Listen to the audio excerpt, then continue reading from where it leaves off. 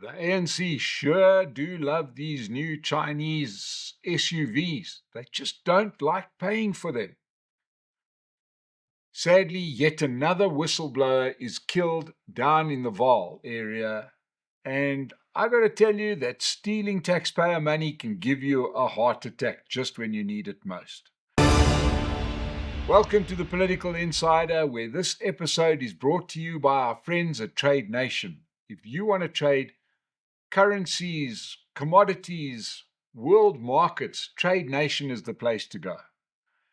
Go and check out their website.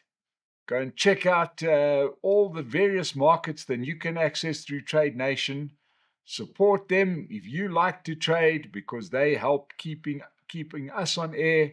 No nonsense company. That's why they support the work that we do at the Political Insider. Oh, things get very, very interesting in the land of the ANC. We brought you the news last week about our Minister of Social Development, Sisisi Telashi, who decided that 2 vehicles that had been donated to the ANC Women's League were actually donated to her children. And, that through great investigative journalism done largely by the Daily Maverick, uncovered the scheme where she took 2 vehicles that had been donated by the Chinese automaker BAIC, and it's the X55 SUV model, and registered in the name of her children. Now, it turns out they didn't just donate 2 cars. No, they donated 5 cars. 2 belonged to Telashi's children. Where did the other 3 end up? Well, it's come to light that one of the ANC's rising stars, the ANC doesn't do renewal very well, but what was meant to be renewal was some of these younger ministers that they brought in. And one of them is our current Minister of Planning, Monitoring and Evaluation, Maropene Ramakgopa. She was meant to be this young savior of the ANC. Well, it turns out that she was pretty fond of SUVs herself. And she managed to take one of these SUVs, because, as I said, the Chinese donated 5 of them, and has registered it in the name of her son. Now, this is, fantastic news. The only problem is that neither her nor Minister Tolashi, who got the other 2 vehicles, mentioned anything about it in their declarations to Parliament, where you're meant to put down any gifts or donations that you may have received. In fact, she disclosed no gifts at all for the years 2023, 2024, 2025. Now, this happened at the end of 2023. And one would say that a car is a nice gift that one should say you should be disclosing. But no, that's not the way the ANC rolls. Now, the minister's spokesperson, it must be said, Patole Rampere, immediately denied that the minister had received any cars from Chinese officials. Well, imagine how difficult it is to explain how this BAIC X55 SUV ends up in the name of the son of Maropene Ramakgopa, and was registered as such on the 1st of January 2024. We know that the Chinese have got an interesting stance on corruption. It's similar to the stance that we have in South Africa. Fine at the top, unless we don't like you, in which case we'll be talking about it.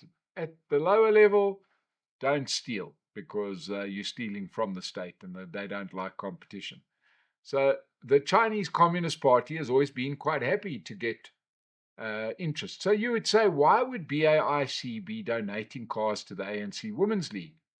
Well, quite simply, I think I have the solution for this.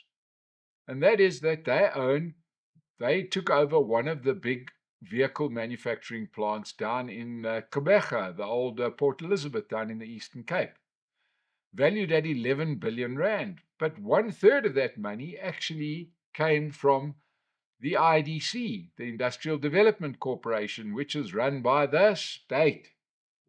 So it does help if you've got a few allies in government, because perhaps they can give you money for you to buy a a vehicle construction plant. So they donated 5 cars to the ANC Women's League. Why a Chinese car manufacturer should be donating money to the ANC Women's League and not, let's say, the DA Women's League or the MK Women's League, I don't know. I'll leave that to you to work out. But in keeping with the scheme that was started by Minister Tolashe, Minister Ramokgopa has registered the vehicle in the name of her son, Kantilomze Ntuli. And the other two vehicles, one of the other two vehicles is actually being used allegedly by Ramokgopa's mother in Limpopo. She's a bit too old to drive, so she gets a driver with her vehicle. The fifth vehicle seems to be swanning around a township near Whittlesea in the Eastern Cape. Now, this story gets even more interesting because it seems like somebody involved with the whole scheme is a gentleman by the name of Luvo Makazi. Now, he's a lawyer, he's a pastor, he's worked for government, and he came to prominence back in 2017 when it was alleged that the then Minister of Water, Nomvula Mokonyane, Mama Aston Martin, she's very good. She's the one who says you can, if they drop the rand, we will pick it up. And she was the one who wanted to protect Jacob Zuma with her buttocks. He was accused, this guy Luvo Makazi was accused of being minister. Oh, God, I sometimes feel embarrassed talking about these stories, but luckily I've got a very high embarrassment threshold. So it was alleged at the time that Luvo Makazi was the Minister Mokonyane, Nomvula Mokonyane's Ben 10. Now, do you know what a Ben 10 is? Well, a Ben 10 is when an older woman has a younger lover. And that's what the allegation was about Mr. Makazi. He also happened to be appointed to the position of chairman nogal, of the Central Energy Fund, until he was kicked out for trying to solicit bribes from oil companies. So he seems to be a fine, upstanding man. Makazi popped up again in July of last year when he was on the board. Remember, there was this famous mystical board of CETA panel. These were the people that were appointing boards to the various CETAs, and this became a big scandal and led to that Swiss-like action when President Cyril Ramaphosa fired the then Minister of Higher Education, Nobuhle Nkapani, after it seemed like she had also done a whole lot of nefarious things with higher education. So Makazi was involved there. Now Makazi, perhaps he's sort of seen the light, because what is he doing with his time? Well, he is saving souls as a bishop in the township of Sada near Whittlesea. And that's oddly enough where the fifth SUV finds itself, where people in the community swear blind that they see that this SUV all the time being ridden around, the sort of area where the church is in Sada.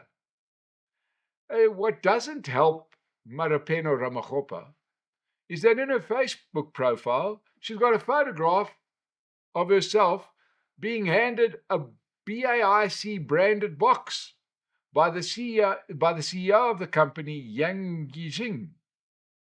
So she was undertaking apparently an oversight visit. Why a minister that is responsible for performance monitoring and evaluation should be doing an oversight visit of a car plant, I'm not 100% sure. Right? But you never know. Ministers have to minister. And, it may not be in her lane, but she was there checking that BAIC was making good cars, because she seems to be an expert on cars. Now, the irony of ironies is that Minister Marapene Ramokgopa's job is to ensure that other ministers are doing their jobs. Who watches the watchman, right? If this is the minister who's meant to be the person who makes sure that everybody's doing the right thing, who ensures that she does the right thing? Well, her ministry is actually in the presidency. And I wonder if the minister doesn't ever go to her boss and disclose some of these things. But anyway, it's going to be very interesting to see how the ANC likes things being stolen from the ANC, because that is in essence what has happened here. BAIC has donated 5 vehicles to the ANC Women's League, and they end up in private hands and nowhere near the party. Now, the mob doesn't enjoy it when you steal from the mob. So this is going to be wonderful to watch and see where it leads. Now, here's a disturbing story. And that is that there is a terrible thing that's happening in this country. And we know it because the Madlanga Commission has highlighted it. We saw it with Babita Deokaran. And that is the killing of whistleblowers. And now we have the body of yet another whistleblower emerging. And this is a whistleblower uncovered fraudulent payments, procurement irregularities, and missing funds in the dysfunctional Mfuleni municipality. That's down in the Vaal region, Vanderbijl Park, Vereniging. Martha Mani Rantsofe was shot once in the back of the head and 4 times in the back by this brave assassin. Because you can't just shoot a woman, you got to shoot her in the back. Well, good for you. I don't suppose it matters where you shoot them. The fact that they were shooting somebody is despicable enough. Now, Rantsofe had summoned the CEO of the Vaal Business Corporation, Klippies Kritzinger, to her office. I wonder how many Klippies Kritzingers there are in South Africa, to discuss some curious payments that didn't reflect in the municipality's bank account, and Mr. Kritzinger helped her out. The two of them worked together to unravel a scheme which has resulted in a stream of irregular payments, which were orchestrated by municipal employees.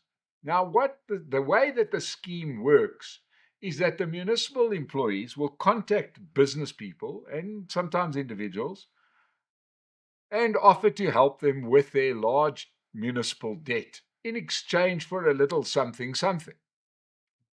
To make the scheme even better and more lucrative, these municipal employees would then overbill the same business people that they were busy shaking down so that they could get bigger bribes. So they would pump up the outstanding bill account and then say, well, like we used to be happy with just $5,000, but maybe you should pay us $50,000 because the bill's just gone up dramatically. So it seems that Rantsofe was investigating the dubious fleet contract, which we disclosed on the Political Insider some time ago. And this was a great deal where they had the municipality had bought 17 vehicles and received 6 of them, but they paid for all 17. Right? And she was working on that.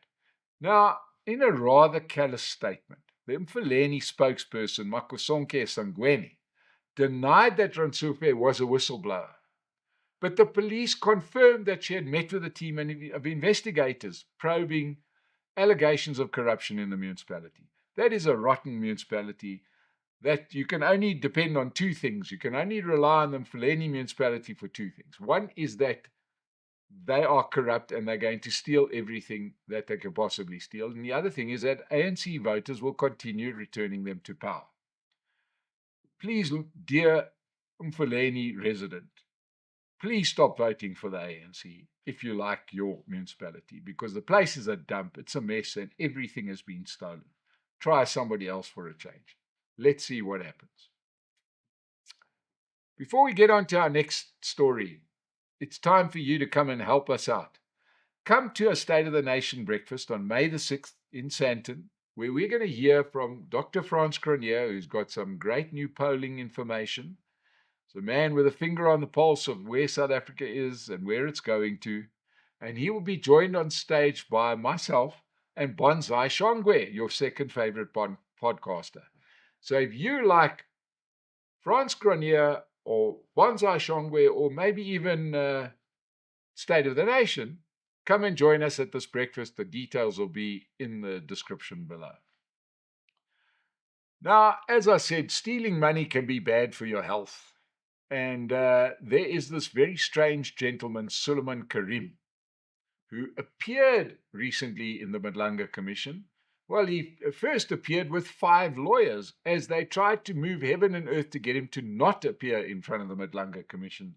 And when all of their requests were turned down and he finally appeared before the commission, you can see why his lawyers were trying to stop him appearing.